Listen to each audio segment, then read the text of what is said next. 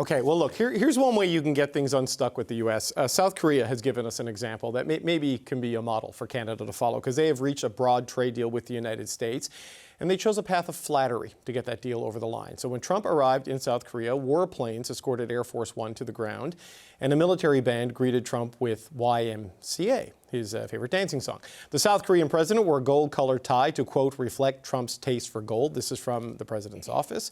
Trump was also awarded South Korea's highest decoration, and Trump was gifted a replica golden crown by the Korean government. And for dinner with the South Koreans, the president was served mini beef patties with ketchup and a golden-adorned brownie called the Peacemaker's dessert. And when the world leaders gathered for dinner, they were served Trump Chardonnay and Trump Cabernet Sauvignon from Eric Trump's winery. South Korea also agreed to invest $350 billion in the U.S. economy to get a reprieve from the worst of U.S. tariffs. Emily, what do you think? Should Order of Canada for President Trump, a special beaver tail in his honor? I mean, what do you think of that approach by the Koreans? You really love the beaver tails, don't you? I'm trying to make amends for what Andrew said earlier in the show. I don't want to be sued here. I think in terms of the Canadian political environment, that would be in very bad taste. Yeah. However, I think the closest thing we can do in our own culture, Mark Carney was already doing in terms of not baiting, being very bland, and everything you just gave in terms of advice, which is we've learned absolutely nothing right now, that Donald Trump loves flattery, is why I think what the ambassador is doing, certainly with the approval of Mark Carney, is also just being passive-aggressive towards Doug Ford and everything that he's doing. I think there's a strong frustration in Ottawa with why did you have to run your mouth at this? And it's the best way to show Canadians how close people were to making progress is to just now give the details to make also Doug Ford look like a fool so that he will back off in the future. It's really interesting for me because tonight is the 30th anniversary of the 95 referendum. Everybody on the franchise is doing a TV special on this. And tonight we have Ontario Premier being the one Premier that is acting up. In the Federation, I would not have guessed that. But this is where we are. And I think Mark Carney is essentially sending a side eye to Doug Ford. Don't do this again. Yeah, Peter MacKay, maybe that's the case. The Prime Minister was careful, I think, not to throw Doug Ford under the bus. He said, look, he chose to do it. It's his responsibility, and kind of left it there. Most people I speak with here in government they blame Trump, right? But I look at what the South Koreans did, and I think it's come to this, gold crowns, and things are very different on the geopolitical stage when you see displays of that. Things are very different, but just quickly on the Ford Carney Reagan ad, Ghosts of Republicans Past, it appears, and I think it's been reported by CBC and others, that Doug Ford ran that ad by the Prime Minister. Showed it to him in a meeting that they had together, the Prime Minister and the Premier together. He saw it in advance, whether he approved it or not, but he certainly didn't say, don't do it, right? Right, exactly. That's exactly right. And I think it was smart to have our Ambassador Hillman out talking about it in substantive, articulate terms, which she did. That is a contrast. I don't think there'll be any sleepovers between the Premier of Ontario and the Prime Minister, but there is a lot of talk amongst premiers as to how they are going to continue to use the analogy that's already been made to thread the needle between representing their constituents, their provincial interests, and what Mark Carney is tasked with doing. I don't think heaping praise or gifts, whether it's Putin or beaver tails, that is not going to get the job done as far as this trade imbroglio. We're going to have to get down to real brass tacks in the negotiation again, and getting back to the table should be and really is job one for our Prime Minister. So, at least the South Koreans were not, offering to build a Trump Tower or to do something that is more closely associated with the president's private interests. We saw that happening in Saudi Arabia, arguably. This is really quite gaudy now when you're giving them national awards and heaping gifts upon them. It may appeal to his ego, but it really is the sort of the tawdry side of politics that nobody likes.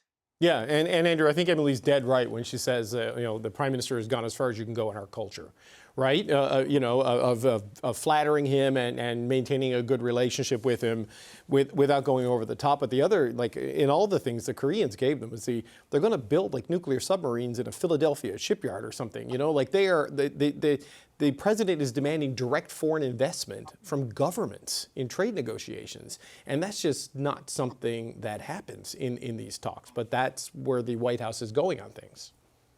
Yeah, but let's remember, we were just doing the same thing only 3 weeks ago. Wasn't it that the Prime Minister was being questioned by Polyev in the House as to why he promised there'd be $1 trillion investment in the U.S. economy? I mean, that is part of just repackaging what is probably already happening. It's interesting to see, I think it was the Davie shipyard announced that it was expanding in Texas or Louisiana in terms of its footprint. So there's a lot of this already happening.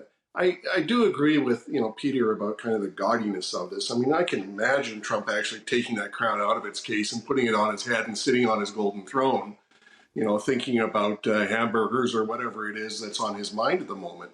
I mean, it is unfortunately that kind of personal flattery that, builds a little bit of repertoire. Is it any grosser than Brian Mulroney singing Irish Eyes with Ronald Reagan? I don't know, probably slightly more so these days. It's a little more cringe, as people would say. But, this is kind of where they're at with this guy, and you try to figure out how you can make a deal work. But this question of the investment, we've already started to package how much Canadian investment will go into the U.S. You see this reflected back in American governors talking about how many jobs are supported in their economy by Canadian companies. I mean, that's part of just the salesmanship of it. It's still going to come down, I think, to this question, and we've talked about it before, about the sectoral tariffs, whether we can make progress on that, which sectors are left out, which sectors are left untouched. And that still has not really entered the national dialogue, and is something that we're going to have to see whether that happens. Interestingly, Trump doesn't seem to have been as expansionary as I think many people had feared in terms of what he was coming after. It doesn't mean he won't at some point. But, there's not been the same kind of push into culture. Yes, a little bit on digital tax, not the same kind of push into banking that there was earlier, not the same kind of push on water, not the same kind of push on dairy. So, whether some of that has just been kind of moved to the side, whether it comes back or not, is very much up for the question. Well, that's for the Kuzma review next year. I think that's where a lot of those things. Doug Ford says the cheese has slipped off the cracker. That supply managed cheese is going to be under threat next year, I think. But Laura, obviously Canada's not going to give away gold crowns and orders of Canada in these trade negotiations. We saw what Ambassador Hillman said about things. We've read about what Ambassador Hoekstra said at a private event this week with F-bombs involved with the Ontario Trade Representative David Patterson. How do you get, as Andrew said, trade talks back on the table when you've got this issue with your relationship with the ambassador here and with Trump saying, I'm going to let it ride? I think you have to give it time. I think the honest answer here is time and space to try and get trade, relationships back on the table, and probably starting to go, back down to governors and lower levels of government to try to get some pressure back on Trump for why these need to continue. Can that work with Trump, though? The Senate voted last night to overturn the tariffs. Republicans voted with Democrats. It won't mean anything because Mike Johnson won't bring it to the House and Trump will not care. And this is back to what I was saying earlier, right? We're not negotiating with a normal president here, right? We're not negotiating with someone who makes a ton of sense when he's going to reduce fentanyl tariffs on China, the country that supplies fentanyl largely across the world, right? There is not a lot of rhyme or reason here. And that's what makes it so hard. And so you have to do your best to both get everything you can for your country while also not giving away golden crowns and fake national awards. Right. Well, time and distance, Emily, maybe that is a way on the negotiating side, but the more time, the more distance Canadians have from their jobs and steel sector has from profitability and viability, because the damage can be exponential while the remedies are linear. And you run into that kind of a negative situation. So the time may help with changing the mood, but it's not going to help for improving the economy. Yes, that is why we need to stop doing things that actually worsen things because they feel good to say it out loud. This is taking time from a lot of Canadians. Um, I just wanted to point out in terms of the pajamas of diplomacy, um, the in our political system, what allows us to do a little bit of that is the monarchy. And so that was the whole point of, I think, King Charles coming to do the throne speech. That was the strategy there. And also when Donald Trump is welcome to the UK by the king, and there's all of that bling bling happening over there. King Charles needs to also do that as the King of Canada. And that is in our system the way to do it. Otherwise, it just becomes incredibly slimy and it backfires on Canadians. And at the end of the day, it's also, I think, up to Americans themselves it's not going to be about the trade with Canada. It's just going to be about perhaps the East Wing and the ballroom and everything else. Donald Trump is acting as if he's building himself a palace for his kingdom right now, and wants to find ways to maybe even run for a third term, which is anti-constitutional. And so we are. If the situation of the economy in Canada change, it's because it's going to be a side effect of Americans being fed up with their own regime, not because of us, but because of themselves. Yeah, Peter MacKay, just as a final point, I mean, we are seeing the economic numbers get worse here. We are seeing it in the United States as well, though their tech sector is kind of tariff immune and keeps the stock market up and lifts a lot of those things. They may start feeling the pain the first part of next year, though, is what some of the estimates are. I mean, Canada, can it really wait that long? Do you think they should wait that long, or they need to take extraordinary efforts here to try to unstick the negotiations yet again? Well, there you have it, David. I think the blast radius is something that the United States can withstand much longer and with much greater ability to go to other countries. We haven't established the type of diversity that the Prime Minister has talked about in spite of his best efforts. Although that opportunity is there, I remind us all that we have more trade agreements with more international partners in the West in particular than any other country, including the United States. We just haven't really capitalized on those agreements in terms of getting Canadian product to market. But look, the lifeline here, let's be clear, is liquefied natural gas and our resources more broadly. Getting those into the market, which there's clearly a market for, and a case is certainly being made that Canada is an energy superpower. That is really what is going to get us to a better place.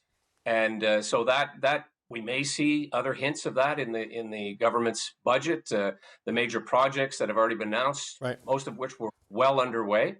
But the Prime Minister has a lot on his plate and a lot to answer for in terms of what those decisions are going to be when the budget comes out next week. Yeah, we've got two things on the economic watch list, the budget on November 4th and then the Grey Cup on November 16th, because that second list of projects is coming by then. Okay, we're out of time. Well, we got the World Series this weekend. That's probably the crown that Donald Trump won. Yeah, that's right. Yeah, that's true. Or maybe it could be all over tomorrow night. All right, we got to let you go. So Andrew can go have a supper of beaver tails and Eric Trump Chardonnay. I want to say thank Emily Nicola, Peter MacKay, Andrew Thompson, and Lord Angelo. Thank you all so much.